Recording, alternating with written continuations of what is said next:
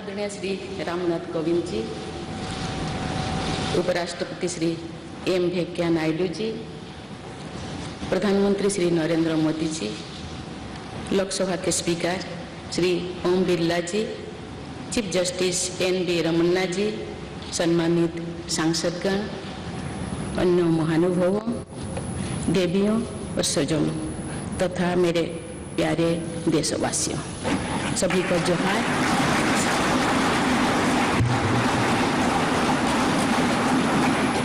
भारत के सर्वोच्च संवैधानिक पद पर निर्वाचित करने के लिए मैं सभी सांसदों और सभी विधानसभा सदस्यों का हार्दिक आभार व्यक्त करती हूँ। आपका मत देश के करोड़ों नागरिकों के विश्वास की अभिव्यक्ति है। मैं भारत के समस्त नागरिकों की आशा, आकांक्षा और अधिकारों के प्रतीक इस पवित्र संसद से सभी देशवासियों का पूरी विनम्रता से अभिनंदन करती हूँ।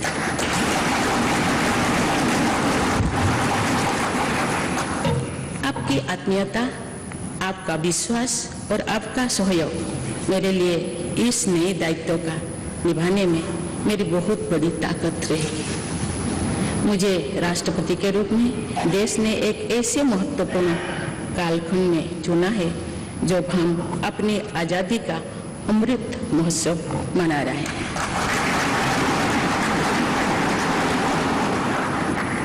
आज से कुछ दिन बाद ही देश अपनी स्वाधीनता के 75 वर्ष पूरी करेगा।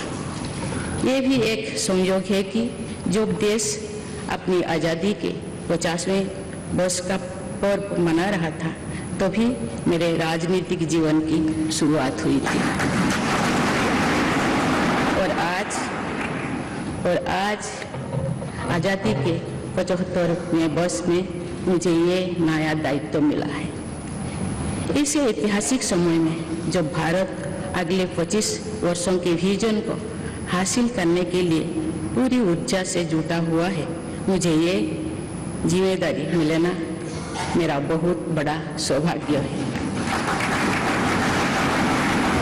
मैं देश की ऐसी पहली राष्ट्रपति भी हूँ जिसका जन्म आजाद भारत में हुआ है।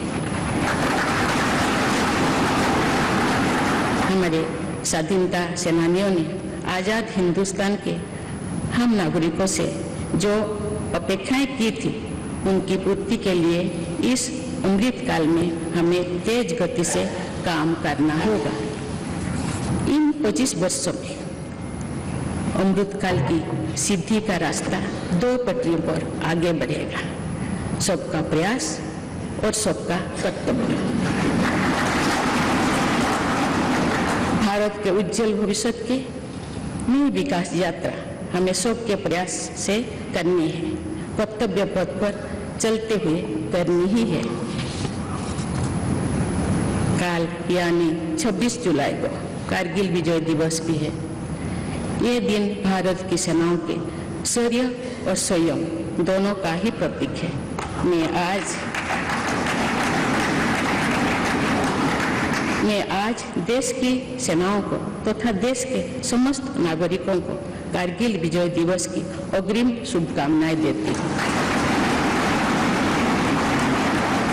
देवियों और स्वजनों, मैंने अपनी जीवन यात्रा पूर्वी भारत में ओडिशा के एक छोटे से आदिवासी गांव से शुरू की थी। मैं जिस पृष्ठभूमि से आती हूँ वहाँ मेरे लिए प्रारंभिक शिक्षा प्राप्त करना भी एक स्वप्न जैसा ही था, लेकिन अनेक बाधाओं के बावजूद मेरा संकल्प दृढ़ रहा और मैं कॉलेज जाने वाली अपने गांव की पहली बेटी थी।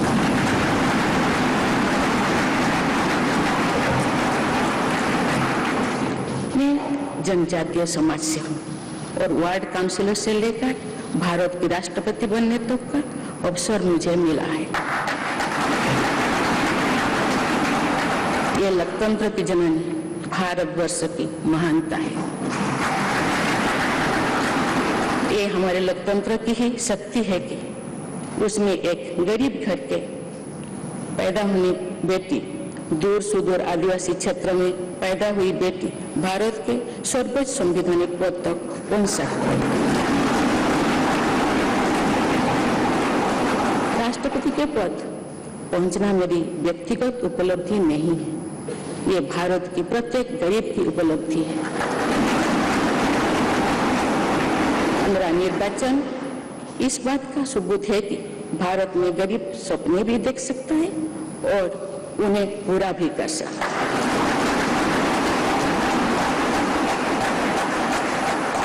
और ये मेरे लिए बहुत संतोष की बात है कि जो सदियों से वंचित रहे, जो जीवन विकास के लाभ से दूर रहे, वे गरीब, दलित, पिछड़े तथा आदिवासी मुझे ये अपना प्रतिबिंब देख सकते हैं। मेरे इस निर्वाचन में देश के गरीब का आशीर्वाद शामिल है। देश की करोड़ों महिलाओं और बेटियों के सपनों और सामर्थ्य की झलक है।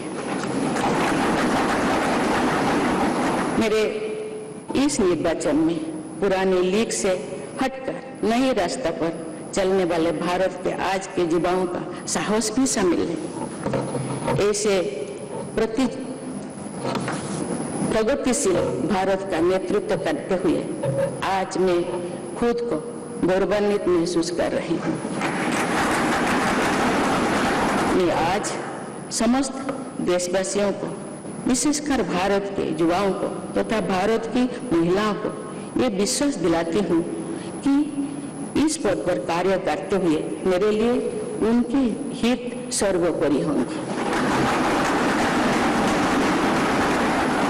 देवियों और स्वजनों, मेरे सामने भारत के राष्ट्रपति पद की ऐसी महान विरासत है जिसने विश्व में भारतीय लोकतंत्र की प्रतिष्ठा का निरंतर मजबूत किया है। देश के प्रथम राष्ट्रपति डॉक्टर राजेंद्र प्रसाद से लेकर श्री रामनाथ कोविंद जी तक अनेक विभूतियों ने इस पद को सुशोभित किया है। इस पद के साथ साथ देश ने इस महान परंपरा के प्रतिनिधित्व का दायित्व भी मुझे सौंपा है। संविधान के आलोक में मैं पूरी निष्ठा से अपने कर्तव्य का निर्वहन करूंगी।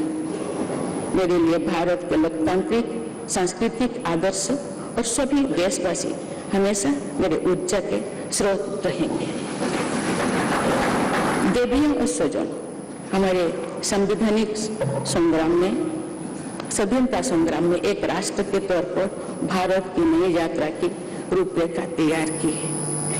हमारा स्वाधीनता संग्राम उन संघर्षों और बलिदानों की अविरल धारा है जिसने आजाद भारत के लिए कितनी ही आदर्शों और संभावनाओं की सिंचाई करा। पूज्य बापू ने हमें स्वराज, स्वदेशी, स्वच्छता और सत्याग्रह द्वारा भारत के सांस्कृतिक आदर्शों की स्थापना का मार्ग दिखाया था।